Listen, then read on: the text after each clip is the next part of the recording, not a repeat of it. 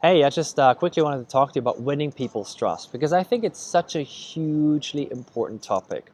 Like when I was back in corporate, I used to be in recruitment, and I started in recruitment at the age of 19, and I've always been in business development. So my boss, I still remember that, would came up to me on Monday morning, and he would hand me this piece of paper with 150 names on there to cold call, and I would just think it's totally stupid because I would be there and I would do it the first time. I would pick up the phone, I would call people, and they would be annoyed. I would be annoyed, and there would be no business. Very rarely somebody would say, "Sure, come over for a meeting" or something like that, because I was really interrupting their quiet, right?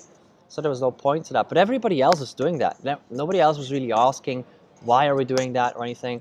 So I quickly discovered this new tool back then, which was LinkedIn and Xing and social media like that. And I would just simply connect with people, reach out to them, have a conversation via that channel first.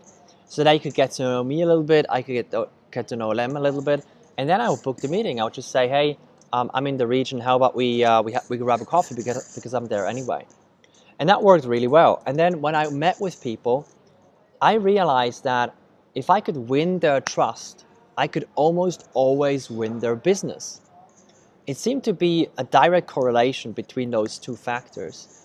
And no matter how good a deal was, if I didn't have somebody's trust, the deal would almost always fall through. And if I had people's trust, even if we were the most expensive or if I made a ridiculous offer, I would almost always win the business. So there was a huge correlation there. So I realized that there is a different way of doing this. I realized that trust is the key to pretty much every business collaboration. And if that's the case, why don't we focus just on that? And that's pretty much what I've done over the past years in any kind of relationship. I mean, I got to the point where I built so much trust with people that they would ask me if they could do business with me. And that's, if you look at it, that's really the holy grail of doing business, of business relationship. Because if you can get to that point, then doing business is really effortless. You don't have to push anybody. You don't have to, negotiate prices in a really hard way or anything like that. But you can just simply get to a point where both people or both parties trust each other, and collaborating is just a matter of, well, the right settings, and that's pretty much it. So why don't we just focus on that piece? Because very often it's easy to say, let me figure out a way to build that trust so we can win the business or whatever. What if we take the outcome out of the equation and just simply focus on the process of building trust?